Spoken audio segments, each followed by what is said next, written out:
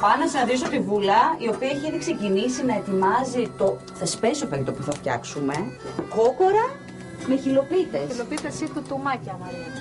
Α, τα τομάκια λέγονται. Τουτουμάκια, τα λέγαμε παλιά οι παππούδες, οι γιαγιάδες μας. Τουτουμάκια, Ναι. Α, ωραία. Τα τουτουμάκια είναι αυτά, τα χειροποίητα. Αυτά είναι τα χειροποίητα, με γάλα, αλεύρι, δικό μας. Πώς τα φτιάχνεις, πώς κάνεις τη ζύμη? Τη ζύμη τη φτιάχνω αναλόγως στα αυγά που έχω. Μετράω σε ένα μπολ 10 αυγά. Πόσο ποσότητα είναι τα αυγά. Βάζω το ίδιο ανάλογο γάλα και αλεύρι όσο πάρει. Ναι. Μία πρέζα, 2 αλατάκι και τα ζυμώνω. Και μετά ανοίγεις το φύλλο. Και μετά γίνεται ωραίο, ούτε πολύ σφιχτό ούτε πολύ απαλό, για να μην σου κολλάει. Και τα ανοίγουμε με το μπλάστη στα χέρια. Τα αφήνουμε λίγο πάνω σε ένα τραπέζι να πάρει, που λέμε, να ξεραθεί. Και μετά το διπλιάζουμε σε τετράγωνο φύλλο και το κόβουμε με το χέρι. Μπορεί να το θέλεις πιο μεγάλο, μπορεί πιο μικρό. Όπως το θέλει ο καθένας, μπορεί να το φτιάξει. Ή πιο χοντρή ή πιο ψηλή. Στο μεταξύ, ο κόκορας είναι έτοιμος. Τον κόβουμε κομματάκια και τον περνάμε λίγο στο λαδάκι να το τσιγαρίσουμε για να πάρει ωραίο χρώμα. Και αφού το τσιγαρίσουμε, ρίχνουμε το κρεμμυδάκι του στο τέλος. Να πάρει και αυτό ένα χρώμα. Ναι, και γεύση επίσης. Και γεύση. Βάζεις το αλάτι σου, το πιπέρι σου, λίγο μπαχάρι, εάν θέλει η οικογένεια. Μπαχάρι είναι αυτό, Ναι. Το χρησιμοποιείς το μπαχάρι? Το χρησιμοποιώ, Μαρία μου, τριμμένο, γιατί όταν είναι άτριφτο, πολλοί που δεν το θέλουν να το βλέπουν μέσα στο φαγητό. Και εγώ βάζω λίγο τριμμένο. Και η ντοματούλα και το λαδάκι. Η ντοματούλα μας είναι φρέσκια, κάνει το καλύτερο φαγητό. Και εδώ πέρα έχω λίγο τυράκι με τζίθρα από γάλα δικό μας που το βγάζουμε. Θα ρίξω στο τέλος το γιουβέτσι πάνω στις χιλοπίτες. Τέλεια. Και το καρότο και το... Το καρότο και τη πιπερίτσα τη βάζω εγώ μέσα. Πρώτον, η πιπεριά η Φλωρίνη κόβει λίγο την κρεατήλα του κοτόπουλου. Σοβαρά. Ναι, σε όλα τα φαγητά, δηλαδή, άμα βάλουμε λίγο πιπέρι, θα σπάσει. Στα κοκκινιστά σου να βάζεις πάντοτε λίγο πιπεριά Φλωρίνη. Και το καρότο μου αρέσει εμένα γιατί είναι και υγιεινό στην οικογένεια το καρότο και θερμίδες, αλλά και δίνει και ωραίο χρώμα στο πιάτο.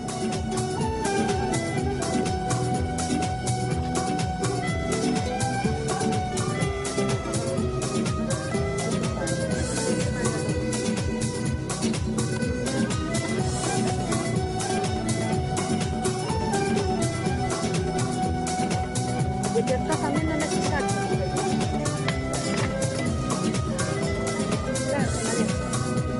Είμαστε εντάξει. Και τώρα το βάζουμε στο φούρνο. Είναι έτοιμο. Ωραία. Θα το σκεπάσουμε, γιατί εγώ μου έσπασε στο πυρηνό μου το καπάκι. Το βάζουμε τώρα κάτι άλλο από πάνω. Τι θα βάλουμε? Ή αλουμινόχαρτο ή έχω ένα άλλο καπάκι που κάνει σε αυτό. Εντάξει. Γιατί αν δεν το σκεπάσουμε μπορεί να μας ξεραθεί από πάνω το κρέας. Μία ώρα στο φούρνο. Ενδιάμεσα.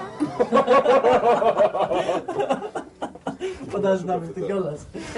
Θα σου σπάγα και την γάστρο.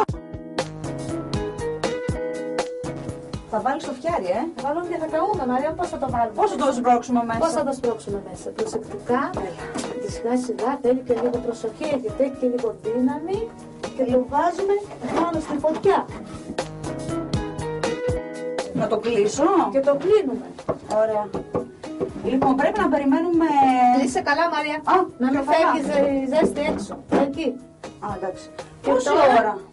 Τώρα γύρω στα 20 λεπτά θα το τραβήξουμε λίγο, θα το ανακατέψουμε για να το γυρίσουμε και το κρέας να πάρει και από τις δύο μεριές. Και μετά θα βάλουμε... Και το αφήνουμε άλλα μισή ώρα μέσα.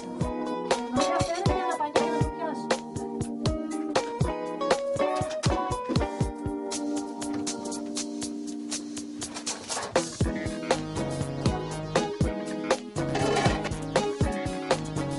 Έτοιμος λοιπόν ο κόκορας για να το βγάλουμε από το φούρνο και να βάλουμε τις χιλοπίτες. Ναι.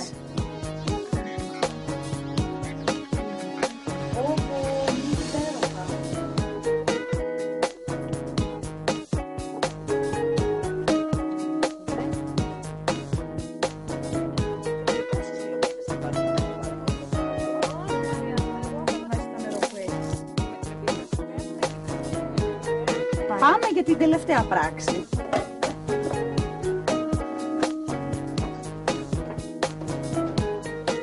Λίγη ώρα χρειάζεται ακόμη η συνταγή μας για να είναι έτοιμος ο κόκορας με τις χιλοπίτες, που πρέπει να είναι υπέροχο το φαγητό. Βέβαια. Και να σε ευχαριστήσω πάρα πολύ και χάρηκα. Να είσαι καλά. Και εσύ. Καλή χρονιά, υγεία. Και να χαίρεσαι τα όμορφα χωριά σας. Ευχαριστώ όλα τα χωριά μας. Όλα τα χωριά.